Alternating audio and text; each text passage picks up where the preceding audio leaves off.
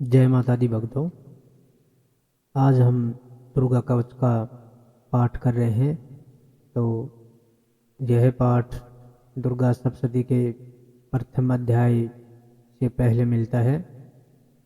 पहली बार दुर्गा कवच भगवान ब्रह्मा जी ने ऋषि मार्कंडेय को सुनाया और इसमें 47 श्लोक शामिल हैं।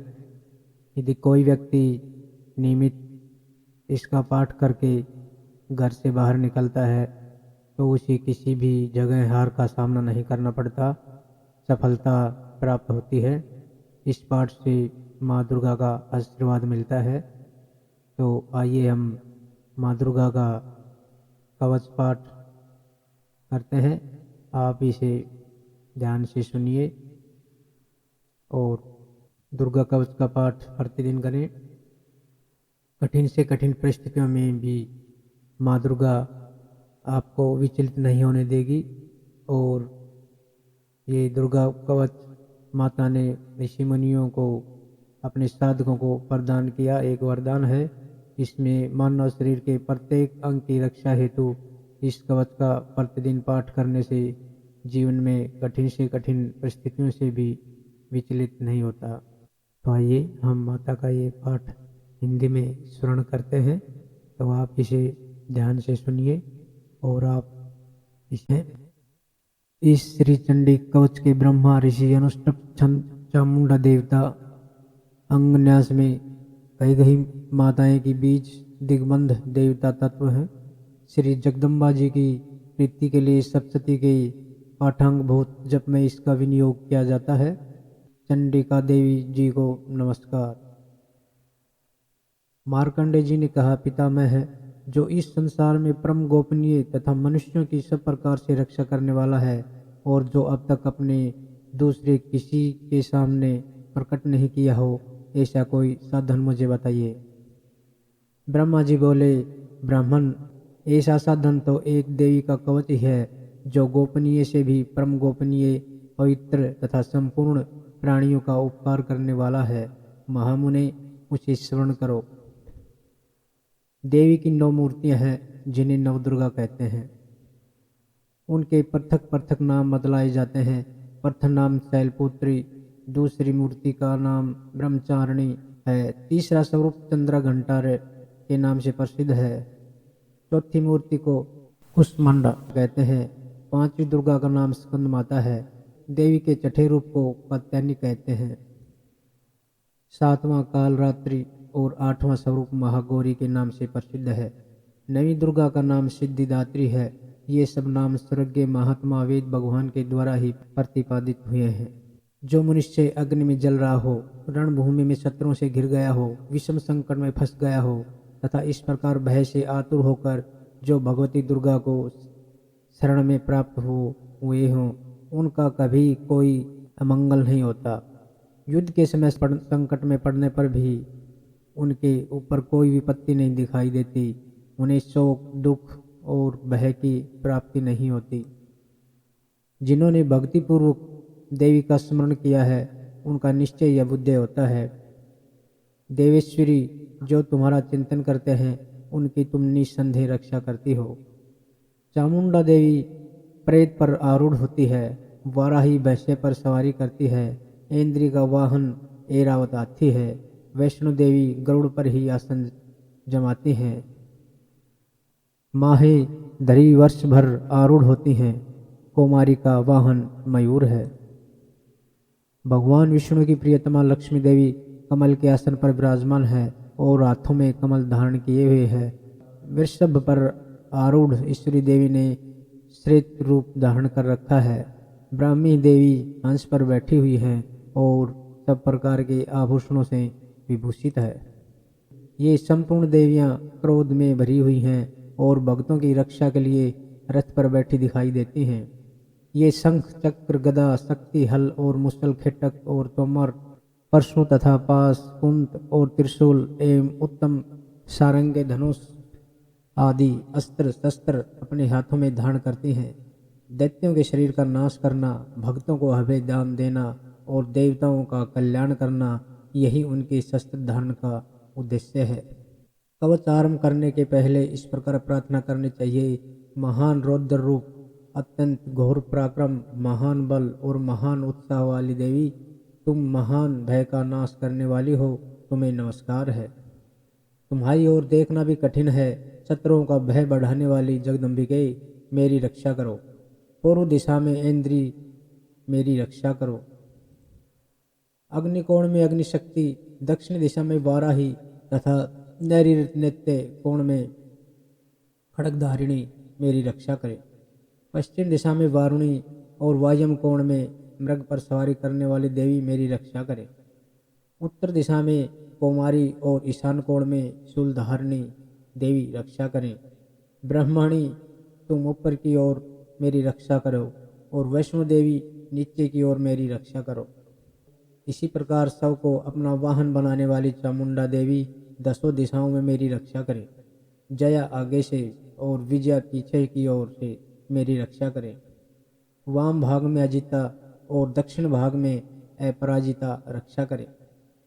उद्योतनी शिखा की रक्षा करें। उमा मेरे मस्तक पर विराजमान होकर रक्षा करें। ललाट में मालाधारी रक्षा करें। और यशस्वी देवी मेरी बाहों का संरक्षण करें। बाहों के मध्य भाग में त्रिनेत्रा और नथनों की यम घंटा देवी रक्षा करे। दोनों नेत्रों के मध्य भाग में शंकिनी और कानों में द्वारवासिनी रक्षा करे। कालिका देवी कपोलों की तथा भगवती सांकरी कानों की मूल भाग की रक्षा करे। नासिका में सुगंधा और ऊपर के ओठ में चर्चिका देवी रक्षा करे। नीचे के ओठ में अमृतकला तथा जिह्वा में सरस्वती देवी रक्षा करे।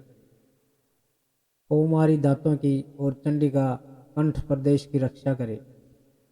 चित्र घंटा गले की घाटी की और महामाया तालू में रहकर रक्षा करें। कामाक्षी ठोडी की और श्रवमंगला मेरी वाणी की रक्षा करे। भद्रकाली ग्रीवा में और धनुर्धरी पृष्ठवंश में रहकर रक्षा करे। कंठ के बाहरी भाग में नीलग्रीवा और कंठ को नली में नलकुबरी रक्षा करे। दोनों कंधों में खड़गिनी और मेरे दोनों भुजाओं की वज्रधारणी रक्षा करे। दोनों हाथों में दंडनी और अंगुलियों में अंबिका रक्षा करे। कुलेश्वरी नखों की रक्षा करे। कुलेश्वरी कुक्षी अर्थात पेट में रहकर रक्षा करे। महादेवी दोनों स्तनों की और शोक विनाशिनी देवी मन की रक्षा करे। ललिता देवी हृदय में और शूलधारणी उदर में रहकर रक्षा करे। नाभि में कामिनी और गुदभाग की गुहेश्वरी रक्षा करे। पुतना और कामिका लिंग की और महिषवाहिनी गुद्दा की रक्षा करे। भगवती कटी भाग में और विंध्यवासिनी घुटनों की रक्षा करे।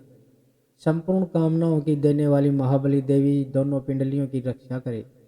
नरसिंही दोनों घुटियों की और तेजस्वी देवी दोनों चरणों की पृष्ठभाग की रक्षा करे। श्री देवी पैरों की अंगुलियों में और तलवासिनी पैरों के तलवों में रहकर रक्षा करे। अपनी दाढ़ों के कारण भयंकर दिखाई देने वाली दृष्टाकारिणी देवी नाखों की और उध्रकेशिनी देवी केशों की रक्षा करे। रोमावलियों के हिद्रों में कौबेरी और त्वचा की वागीशी देवी रक्षा करे। पार्वती देवी रक्त, मज्जा, वसा, मांस, हड्डी और मेदकी की रक्षा करे। आंतों की कालरात्रि और पित्त की मुक्तेश्वरी रक्षा करे। मूलाधार आदि कमल केशों में पद्मावती देवी और कफ में चूड़ामणि देवी स्थित होकर रक्षा करें। नख के तेज को ज्वालामुखी रक्षा करें। जिसका किसी भी अस्त्र भेदन नहीं हो सकता, वह अविद्या देवी शरीर की समस्त संधियों में रहकर रक्षा करे। आप मेरे वीर्य की रक्षा करें। छत्रेश्वी छाया की तथा धर्मधारिणी देवी मेरे अहंकार, मन, बुद्धि की रक्षा करे। हाथ में वज्र धारण करने वाली वज्रहस्ता देवी मेरे प्राण, अपान, व्यान, उदान और समान वायु की रक्षा करें। कल्याण से शोभित होने वाली भगवती कल्याण शोभना मेरे प्राणों की रक्षा करें। रस, रूप, गंध, शब्द और स्पर्श इन विषयों का अनुभव करते समय योगिनी देवी रक्षा करें तथा सत्व गुण, रजोगुण और तमोगुण की रक्षा सदा नारायणी देवी करें। वाराही आयु को रक्षा करे। वैष्णवी धर्म की रक्षा करने तथा चक्रिणी देवी यश कीर्ति लक्ष्मी धन और विद्या की रक्षा करे। इंद्राणी आप मेरे गोत्र की रक्षा करे। चंडिके तुम मेरे पशुओं की रक्षा करो।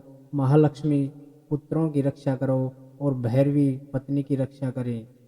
मेरे पथकों सुपथा तथा मार्ग को क्षेम करी रक्षा करें। राजा के दरबार में महालक्ष्मी रक्षा करें तथा सब और व्याप्त रहने वाली विजया देवी संपूर्ण भयों से मेरी रक्षा करें। देवी जो स्थान कवच में नहीं कहा गया है अतएव रक्षा से रहित है, वह सब तुम्हारे द्वारा सुरक्षित हो, क्योंकि तुम विजयशालिनी और पापनाशिनी हो। यदि अपने शरीर का बलात् चाहे तो मनुष्य बिना कवच के कहीं एक पग भी न जाए। कवच का पाठ करे, कवच का पाठ करके ही यात्रा करें।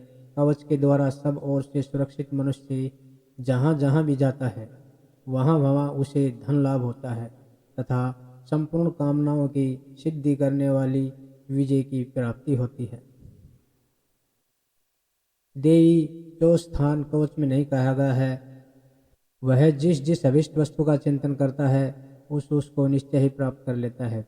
वह पुरुष इस पृथ्वी पर तुलना रहित महान ऐश्वर्य का भागी होता है। कवच से सुरक्षित मनुष्य निर्भय हो जाता है, युद्ध में उसकी पराजय नहीं होती तथा तीनों लोकों में पूजनीय होता है। देव का यह कवच देवताओं के लिए भी दुर्लभ है। जो प्रतिदिन नियम पूर्वक तीनों संध्याओं के समय श्रद्धा के साथ इसका पठन करता है उसे देवी कला प्राप्त होती है तथा वह तीनों लोकों में कहीं भी पराजित नहीं होता। इतना ही नहीं, वह अपमृत्यु से रहित हो 100 से भी अधिक वर्षों तक जीवित रहता है। मकरी चेचक कोढ़ आदि उसकी संपूर्ण व्याधियां नष्ट हो जाती हैं। कनेर अफीम धतूरे आदि का स्थावर विष सांप और बिच्छू आदि के काटने से चढ़ा हुआ जंगम विष तथा आईफेन और तेल के संयोग आदि से बनने वाला कृत्रिम विष, ये सभी प्रकार के विष दूर हो जाते हैं, उनका कोई असर नहीं होता। इस पृथ्वी पर मारणमोहन आदि जितने अभिचारिक प्रयोग होते हैं तथा इस प्रकार के जितने मंत्र यंत्र होते हैं वे सब इस कवच को हृदय धारण कर लेने पर उस मनुष्य को देखते ही नष्ट हो जाते हैं। ये ही नहीं, पृथ्वी पर विचरने वाला ग्राम देवता, आकाशचारी देव, विशेष जल के संबंध से प्रकट होने वाले गण, उपदेश मात्र से ही सिद्ध होने वाले निम्न कोटि के देवता, अपने जन्म के साथ प्रकट होने वाली देवता, कुल देवता, माला आदि, डाकिनी शाकिनी, अंतरिक्ष में विचरण करने वाले अत्यंत बलवती भयानक डाकिनियाँ, ग्रह भूत पिशाच यक्ष गंधर्व राक्षस ब्रह्म राक्षस बेताल कुष्मांड और भैरव आदि अनिष्टकारक देवता भी हृदय में कवच धारण किए रहने पर उस मनुष्य को देखते ही भाग जाते हैं। कवचधारी पुरुष को राजा से सम्मान वृद्धि प्राप्त होती है।